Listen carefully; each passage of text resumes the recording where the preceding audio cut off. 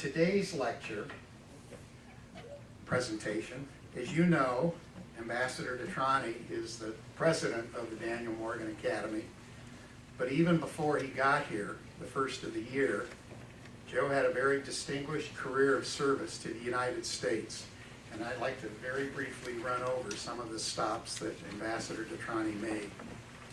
At the Central Intelligence Agency, he served as chief of some of our most important stations. He directed operations in East Asia and Europe. He ran our technical services operation. He directed our crime and narcotics center.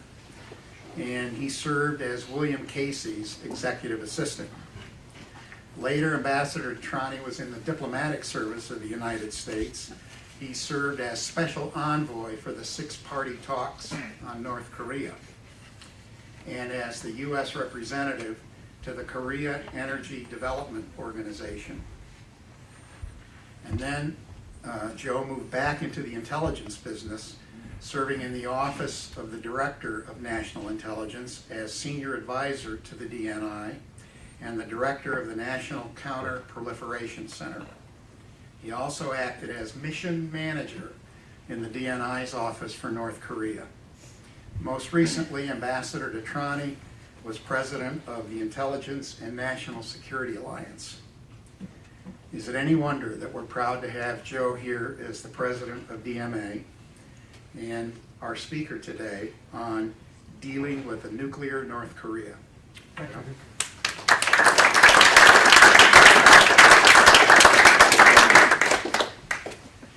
Thank you, Dick. That was very generous of you. I'm fortunate to have also Bill Brown with us today, and I will introduce Bill after the short presentation. This is the bill I'm getting here. I'm not going to pay this bill right now. Oh, no. Thank you for being here today. It's great. This is a great program. I mean, it's a bi-weekly speaker program, and we get some of the very interesting speakers talking about these issues. I can't say enough about Diana Davis Spencer, who's sitting here with us. It's because of her and the foundation's generousness that we're functioning here as a graduate school, doing some outstanding work with some outstanding students, looking at some very, very profoundly important national security issues. So thank you. And Abby Moffett is our chairwoman of our Board of Trustees. Abby, thank you for your leadership for the school. It means a lot. We're a new school. We're moving in a lot of different directions, but our focus is very clear, very clear. It's to train the next generation of leaders to work some of the most difficult national security issues affecting the security of this country, and certainly our allies and partners. So that's great. And thank you for being here. This series of speakers lends itself to the curriculum we have at Daniel Morgan Academy. The curriculum is national security issues, regional issues, functional issues. Today, it just happens to be, we're going to be talking about North Korea. This was totally accidental. I think when I came here about 8 weeks ago, 8 weeks ago, Dick said, you sign up, we have a speakers program, I'd like to sign you up, and what do you think you know something about? And I said, I have a problem, I'm not sure. And he said, well, why don't you talk a little about North Korea? I said, okay, well that was about 7, 8 weeks ago. I had no idea we'd be talking at this time. Well, the North is threatening New York with a nuclear strike. It's not right, they shouldn't do that, right? Let's talk a little about that. Let's talk a little about North Korea. Let's talk a little about the bilateral relationship, the multilateral relationship, and the secure, indeed the profound security issues related to the North Korea nuclear issue. I have a few comments here. I'll make the comments and then I'll introduce my colleague Bill Brown. We work together in the mission manager office for North Korea. Bill is an outstanding economist who really knows the economy of the region, but indeed North Korea so well. And then we'll open it up to some questions and discussion. Let me just say the United Nations sanctions, the recent United Nations sanctions, although justified, will not unilaterally resolve the nuclear issue with North Korea. Unconditional exploratory negotiations with North Korea could be productive, ideally hosted by China, with South Korea joining the U.S. to determine if the six-party nuclear talks should be resumed, reflecting on the history of the Korean Peninsula and developments with North Korea. for the past 70 years, it should be apparent that the nuclear issue and regional security concerns will continue to deteriorate if we are unable or unwilling to further explore a negotiated path to issues involving North Korea.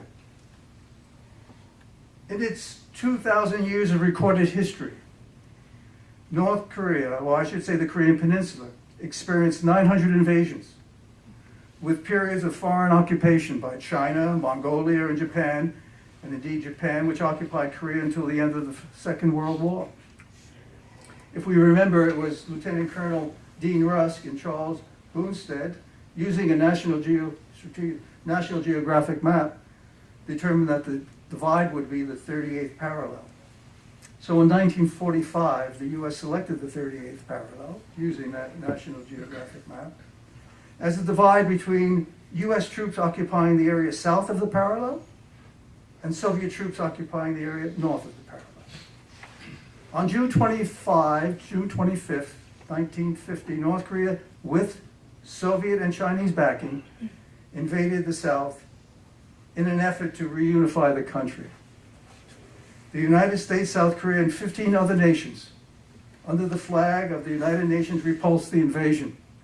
The war ended in 1953 with estimates that 900,000 Chinese and 520,000 North Korean soldiers were killed or wounded, as were 400,000 UN troops, mostly South Koreans. U.S. casualties were 54,000 dead and over 100,000 wounded. It's estimated that 3 million civilians were killed during this conflict. Since 1953, with the armistice, mind you, armistice, we're still in a state of war, armistice, North Korea's economy deteriorated significantly. Its military and security services during this period behaved recklessly.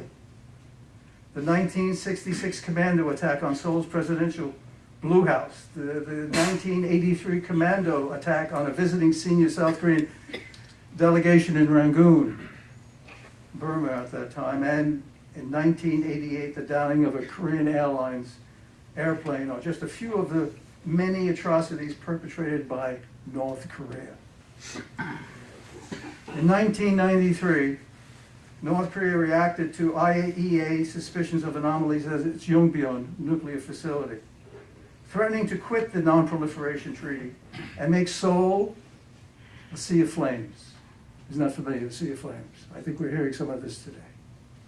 After former President Jimmy Carter, with the aid of Billy Graham, met with Kim Il-sung, nuclear negotiations with the U.S. were established. These meetings in Geneva resulted in the 1994 agreed framework, with the North agreeing to freeze its nuclear activities at Yongbyon in return for two 1,000 megawatt light water reactors and the provision of heavy fuel oil until the reactors were operational. With Kim Il-sung's death in 1994, his son Kim Jong-il took over. When North Korea was confronted in 2002 with information about its clandestine uranium enrichment program, they admitted to the program, and in January 2003, the North quit the NPT and reactivated its reactor at Yongbyon and started to reprocess plutonium spent fuel rods for nuclear weapons. The U.S. halted construction of the two light water reactors and stopped shipping heavy fuel at that time. The situation was very tense. In April 2003, China, convened a meeting in Beijing of the U.S., North Korea, and China in an effort to defuse the situation. The countries agreed to the establishment of six-party talks to negotiate the nuclear issue with North Korea. And in September 2005, the six countries agreed to a joint statement that halted and eventually would dismantle North Korea's nuclear program in return for security assurances, a peace treaty, economic and energy assistance, and eventual discussion for the provision of light water reactors. Literally at the same time, the U.S. Treasury, using Section 311 of the Patriot Act, the predicate there being money laundering, sanctioned Macau's Banco Delta Asia, which then froze $25 million of North Korea's money. There was this extreme reaction on the part of the North Koreans. The North reaction was displayed with the missile launches on the 4th of July, 2006, followed by a nuclear test in October 2006. Once the frozen funds were returned to North Korea in 2007, implementation of the joint statement ensued. This came to a halt in late 2008 when North Korea refused to sign a nuclear monitoring agreement with the U.S. permitting monitors to leave Yongbyon to inspect any other suspect nuclear site. This is what I want to focus on, where we are today. Since that time, in 2009, and in 2012 and 13, when Kim Jong-un replaced his father, Kim Il-sung, who had passed away from a heart attack, North Korea has conducted 3 additional nuclear tests and numerous missile launches, putting 2 satellites in orbit. We're talking about a North Korea with estimates of 6 to 12 to 18 nuclear weapons. Some of them are plutonium-based, some are uranium-based nuclear weapons. We're talking about North Korea with significant missile capabilities. These are Scuds, short range, medium range, to include long range, the taekwoondogs. The taekwoondogs that put satellites, the 2 satellites in orbit. We're talking about a North Korea that's looking at a KN-08, which is, it's yet to be tested, test launched, which is a medium range, mobile nuclear missile. I should say missile capable of delivering a nuclear warhead. In addition to its nuclear and its missile programs, which are being pursued with great vigor, North Korea, as we've seen, has a very robust cyber program. So asymmetrical warfare is very much part of their toolkit. We saw this with Sony Pictures. South Korea saw it with some of the attacks on their banks last year. Cyber and some other techniques. I think most important when we talk about what North Korea is doing with their nuclear missile programs and their cyber and other asymmetrical capabilities, and we'll talk about this, and certainly Bill will, North Korea has institutionalized its nuclear weapons programs, made it very clear to the international community they are not going to get rid of their nuclear weapons. In fact, it's in their constitution, Byongjin. North Korea will move on 2 fronts. One will be economic development, the other will be the nuclear side, enhancing their nuclear so-called deterrent capabilities. It's with us. The recently imposed UN sanctions on North Korea are comprehensive and intrusive, and if implemented, especially by China, it will significantly affect the flow of all military goods and luxury items to North Korea. The North's reaction was, as we're seeing today, and we saw yesterday, bombast and threats. Yesterday, the day before yesterday, taking New York out with a nuclear device. Kim Jong-un being exposed in pictures from KCNA with a so-called hydrogen bomb, and the threats that ensue. For many who have dealt with North Korea and its leaders, it's apparent that sanctions alone will not get North Korea to dismantle its nuclear weapons. North Korea wants to be accepted as a nuclear weapons state. They told me that. One of my first meetings in Beijing as a special envoy in a private discussion was very clear.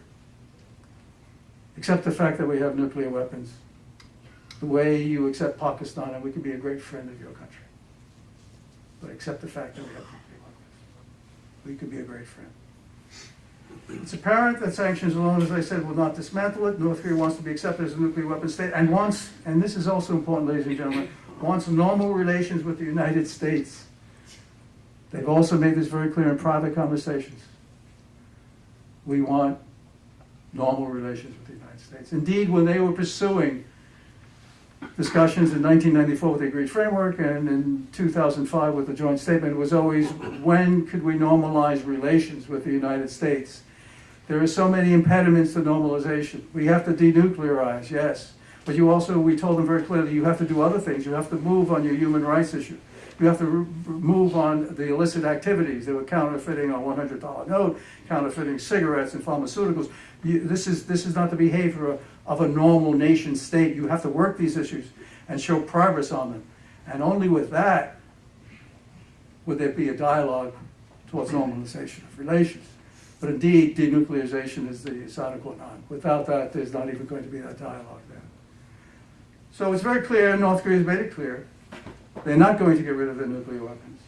They want to be accepted as a nuclear weapon states.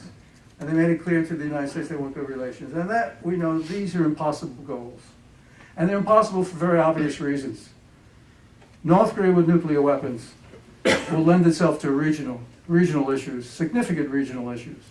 A nuclear arms race in the region. Oh, look, South Korea is not just going to sit there and watch this. Japan's not just going to sit there and watch this. There are consequences. And this is not where the world's going. The president has made it very clear in the Czech Republic going back a number of years ago, looking towards a world with no nuclear weapons. This is not going to be moving in that direction. And also the issue of proliferation. At the end of this month, the president will convene the 4th Nuclear Security Summit. These have been outstanding summits. This is a great initiative, telling countries that not only have nuclear weapons, but those that have fissile materials, you have to protect it, because there are terrorist organizations, non-state actors out there who want access to these materials. So you're obligated to protect this material. And there's been significant progress, and we'll see this at the end. North Korea with nuclear weapons continuing to enrich uranium, reprocess spent fuel rods. That puts more of that fissile material out there in addition to the nuclear weapons. And we're talking about proliferation issues. And we did see the Israelis in 2007, September 2007, take out Al-Kabar, a nuclear reactor that North Korea was very much involved with assisting the Syrian government. So this is obviously, this is not where it's going to go with the United States. Accepting North Korea, in my personal view, as a nuclear weapon state, it's not a viable approach. In my view, personal view, China could host, as they did in 2003, April 2003, could host the U.S. and South Korea and North Korea to exploratory talks to include any and all subjects, unconditional, any and all subjects. North Korea has a number of issues because they have legitimate security concerns. And they're looking for those, they were looking for us to address the security concerns, peace treaty, economic energy assistance, etc., and so forth. But indeed, any and all issues. But for us, for the United States, our allies and our partners, comprehensive, verifiable denuclearization is the game. We've been talking about this since 1994. Since 1994, and it's only gotten worse.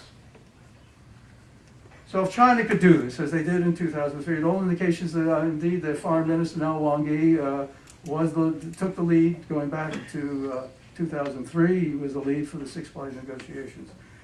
So ideally, North Korea would agree to it. Ideally, North Korea would agree to halt all its nuclear tests and missile launches during these talks, because that's also important, ladies and gentlemen. Halt what they're doing. Stop it. Right now, they're threatening to put satellites in orbit. They're also threatening to launch missiles. And then now, I guess most recently, they said they would be launching a missile that would be able to deliver a nuclear warhead. And that means the reentry side of the game. They need to halt their programs. So sitting at the table for this exploratory discussion, and North Korea would halt all its nuclear tests and missile launches during these talks. You know, when you think about it, and you think about where we are, and when you look at some of the history, this is a country that's gone through a lot. Like certainly the Korean Peninsula, we're talking about over 2,000 years of history, close to 5,000, but what's going on, we could appreciate the fact that this is a country that's going to be insisting on security assurances and so forth. But continuing to have nuclear weapons and develop in that area is not in our interest or anyone's interest. And indeed, it should be in North Korea's interest that they would come back as a non-nuclear weapon state, a legitimate sovereign state that would get all the benefits that would accrue. What I'd like to do is introduce Bill Brown, and then we could open up the discussions. And Bill's going to focus a lot on the economic, because there's a lot going on with Kim Jong-un and the leadership there. It's not only his escalation of, if you will, the nuclear and missile programs and the confrontations and some of the issues we see that's going on with the execution of his uncle and some others into leadership. It's not only that dynamic, but there's an economic dynamic, and that's part of Byung-jun. Economic development, nuclear development. Bill Brown is a very noted economist, distinguished career certainly with the Central Intelligence Agency. He's worked with the ODNI. He's a professor. He publishes. He writes for many journals, and we're so fortunate. And he was a colleague of mine for a number of years in the ODNI, and so we're fortunate having you here, Bill.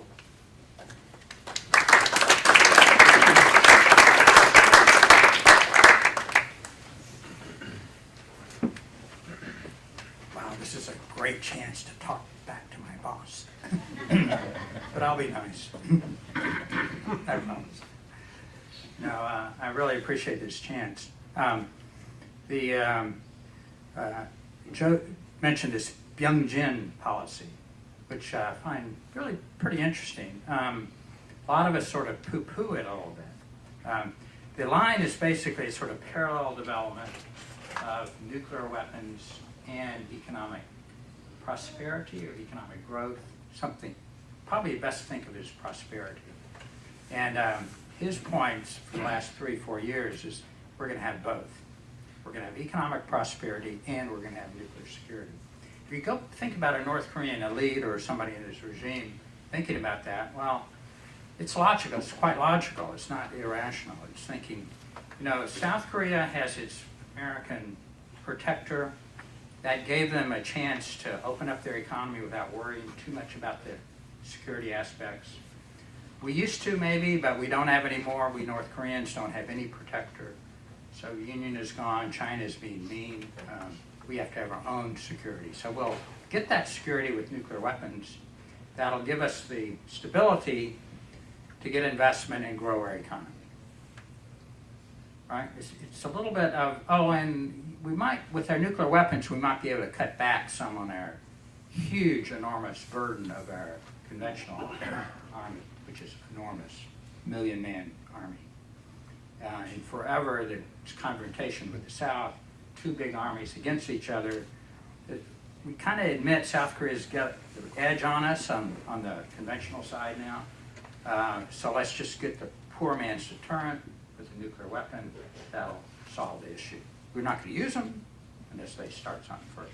That's kind of the logic that they like to present. Now, our side, our government side, Joe will remember this. We used to say no, no, no to nuclear weapons. Now, if you listen to the administration, it's a little bit more nuanced. It's a little bit, no, you can't do Pyongyang. You can't have both.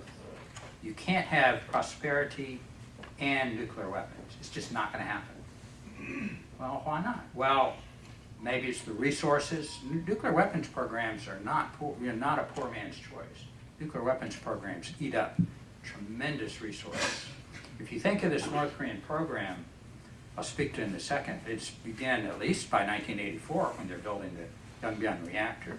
So here, this is 32 years later. They've been spending, just say $1 billion a year for 32 years with nothing, coming out of it. Until maybe now they're getting some nuclear weapons, maybe, That's a long, incredible investment for a poor country to sink their top scientists, a lot of top money into this program with no result.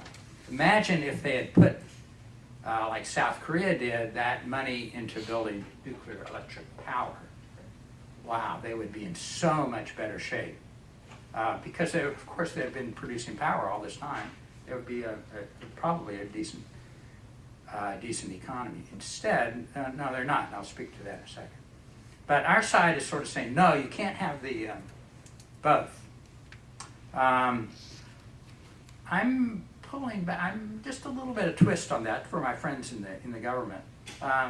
In theory, actually, they can have both. And people visiting Pyongyang these days, they're seeing a lot of lights, a lot of activity, a lot of taxis running around. It looks, if you're an old timer and you went to Pyongyang, and now you're a new person, you're just saying you come back and revisit. Oh, the place is brightened up. The economy is maybe not booming, but a lot of construction, a lot of apartments, changed place. So, and clearly their nuclear program is going full forward. So maybe they are getting a little bit of Byung-Jin. So how do we explain that? I do have kind of an explanation. I've not been to North Korea, but I've studied it for forever. I went to South Korea in 1954 as a little kid, you know. But I've watched North Korea and China for basically my whole career, my whole life, really. If you have that perspective, you look at North Korea and it's changing a lot right now as we speak. A lot of things going on. Some for the goods, many for the bad. But I did a paper back in, I hate to say it, back in 1984, not 94, 84 on the North Korean economy. It's classified, I don't know, maybe it's more than 30 years, maybe we can unclassify it. I'm thinking about the early 1980s was a peak power of North Korea, both military and the economy. The economy at that point was a command economy. For those of y'all students, I would encourage you to study the command economy system. This Marxist-Leninist system with a 5-year plan. North Korea had 6 or 9 different years, but that doesn't matter. They had a planned economy, basically meaning that money doesn't operate. We can't quite imagine it. We can't imagine an economy without money. In fact, there's probably not any left today. But that command economy system used coupons, ration tickets, instead of money. That was how they worked their plan, but that's also a wonderful way to control the population. People don't have money in their pocket. They can't, they're beholden to their boss for the next meal, or certainly the next month's rent, or whatever. Everything's given to you by the ration system, but you don't have any financial reserves, so you're complete. I like to talk about it really in terms of a slave state. Slaves never pay money because they get money and they can run away. So North Korea is a little bit like that. If you want to be nice, you can say it's like a family, and you don't give your little kids too much money, right? They could do bad things with it. So you give them everything they need, but not money. That's kind of the nice way of thinking about socialism. In North Korea, of course, it doesn't work that way, but it's worked to a T in terms of controlling the population. This centrally command system where money doesn't operate. That was in 1984, and the economy was perking along with a great amount of aid coming in from Soviet Union, from China, a little later from Western Europe, actually already from Western Europe, from Japan, people giving money. A little later, South Korea's giving them money. A little later, with the framework, the keto thing, we're giving them money. We're giving them oil, have a famine. Everybody gives them tremendous amounts of grain. Still 1 million people died. But this, the system was in 1984, I think, about at its peak. And it's starting to sink. If I had a little graphic of, something to draw on, I would have a line like this with the nuclear development. It's not straight, there's kinks in it, but basically from 1984 to today, they've been working on nuclear weapons, no doubt about it. So all this talk about, in 2002 with the Bush administration, suddenly they decided, man, that's poppycock. Right? They've been working on this thing, for at least 35 years, probably longer. And now it's starting to bear fruit. That's why we're so interested in it. But with that line there, you can have a downward sloping line, the command economy. Every time I look at it for the last 30 years, I don't look at it consistently. I look at it, do something else. I come back and look at it.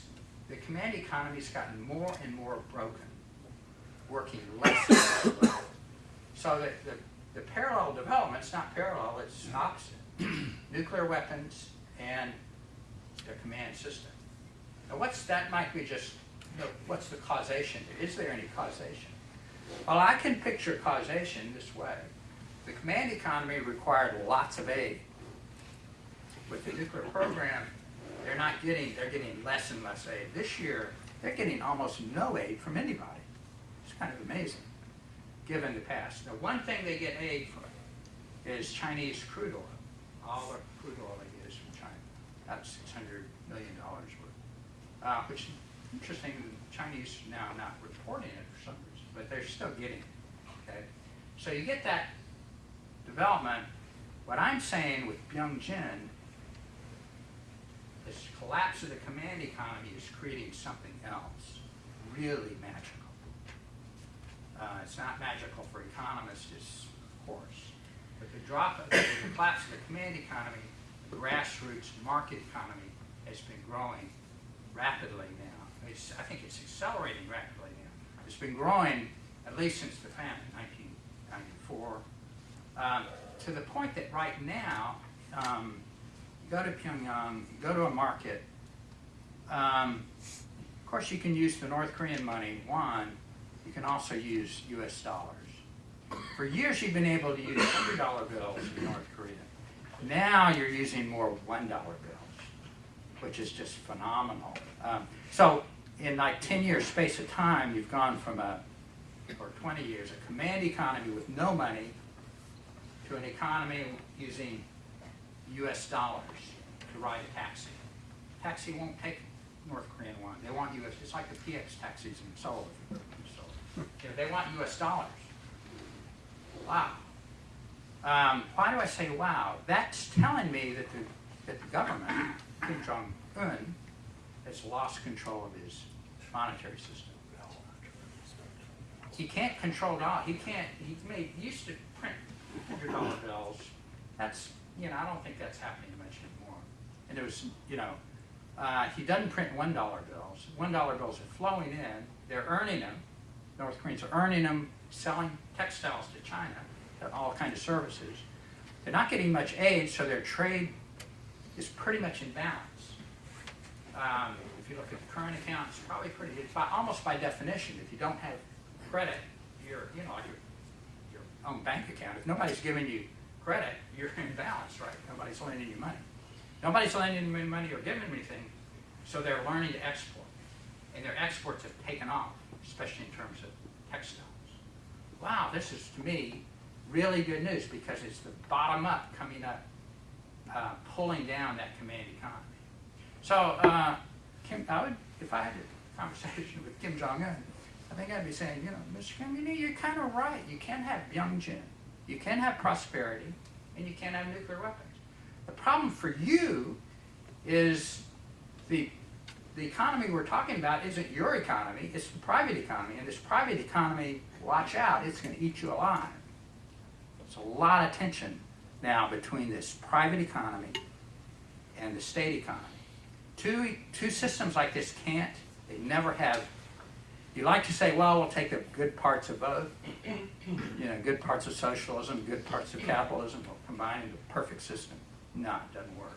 It doesn't work simply because you have two prices for everything.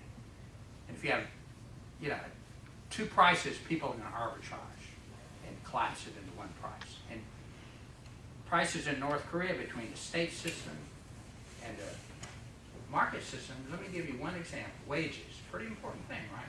The state wage for probably half the population is about 3,000 won per month. Plus they get all the rations. 3,000 won in the marketplace will buy you, I think as of last week, about half a kilogram of rice a month. In the foreign exchange guy who would change your money into dollars, it'll buy you 50 cents. Wow. So they're paid 50 cents a month. But they live fine, not fine, they live okay because they're in the command economy system. But that other system is out there, and probably another half of the population is earning money. So they're bidding for taxi rides, and the state guy doesn't have any money to ride a taxis are market-based. So you get these incredible. Electricity is free if you've got it. So you plug in on your batteries, your car, you get car batteries from China, and then you go sell the electricity on the street. Wow, what an inefficient electricity system. In a nutshell, their state economy is in tremendous difficulty. The state economy provides electricity, railroad system, medical system, all kind of stuff you can imagine, big industry, heavy industry, steel industry, that's all in bad shape. The private economy, textiles, services, taxis, that kind of thing is booming. So I'm thinking, well, maybe Younggen is working, you know, it's killing the command economy. Now, is that a good thing? Over the years, I must admit, I've not really pushed the nuclear issues so much as all my colleagues, partly because I like to see this development.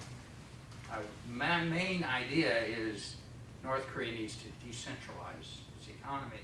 That'll force the system to change. Let me just say a couple words on the sanctions, the new sanctions. I think, don't get me wrong, I like the sanctions. I think these new ones are tougher. They're going to make some headway. As Joe says, they're not going to solve the problem. They haven't yet. You know, they're a little bit more bitey this time, mainly because China and Russia seem to be coming up to the plate a little bit more. I'm thinking, though, theoretically, when we look at sanctions, it's a big field in economics. There are different reasons to sanction a country. One would be to punish them. Right? Don't like that, so we're going to sanction you, punish. Another one would be to prevent something from growing, right? Stopping some bad activity. Another one would be to set an example for another guy. Now, all our sanctions, the UN sanctions, all have all of those aspects on North Korea. And I don't disagree with any of them. I think in the counterproliferation work, you really want to set an example. You don't want North Korea to be the wrong example. You know? So you want to sanction them so that other countries won't get the same idea. Bad things happen when you break the IEA rules. We're going to sanction you for it. That kind of activity. What I think, though, over the long term is what we've been missing on our sanctions, especially U.S. sanctions, is we just call them smart sanctions. You know, I'm thinking they're not really quite so smart. They need, to me, our sanctions need to be focused on changing North Korea. And if we're not careful, the sanctions will help the regime clobber this growing market economy that I see. That's what I really think happened in Iraq, with the Saddam Hussein sanctions. Saddam Hussein must have loved the food for oil business. I mean, that just gave him control of food. And so in North Korea's case, when they're clearly having a problem with foreign goods coming in. That's what you see in the marketplace. Money flowing around. If we're not careful, dumb sanctions would be to fortify the North Korean rules and do the work that their customs people can no longer do because they're so corrupt, and prevent the inflow of foreign goods. See what I mean? So I'm not saying you don't have sanctions, but you have to be really careful how you apply them. An example might be the luxury goods sanctions, which I sort of don't like, because I think the luxury goods are going to come in, the regime is going to get the luxury goods. They can use the diplomatic pouch or whatever, stealing, whatever. Kim Jong-un is going to get what he wants. When you put on luxury sanctions, it means nobody else can get the Mercedes or the wine or whatever you put on the list. Well, I would kind of like to see everybody else competing with Kim Jong-un not being able to get those nice watches. Oh, you got a watch. Oh, uh-oh, you know, start creating. I would be all about trying to create more tensions between that command economy and that incipient growing market economy. Feeding the market economy and toughening up on it. Never give anything to the North Korean government. They'll use it to try to buy back the market. But instead, try to feed that market. It's hard to do, and it requires a great deal of intelligence. It requires a great deal of information. I think we've got a lot of that. You know, we spend a lot of money, a ton of money. Right? I won't tell you how much we spend. I don't know, but I'm embarrassed to kind of think how much it is. We've got, and the South Koreans have a ton of information. I think, in my mind, a little bit different shift of the sanction regime for changing North Korea from the bottom up and scaring the jiggers out of Kim Jong-un might work a little bit better. So That's really outstanding.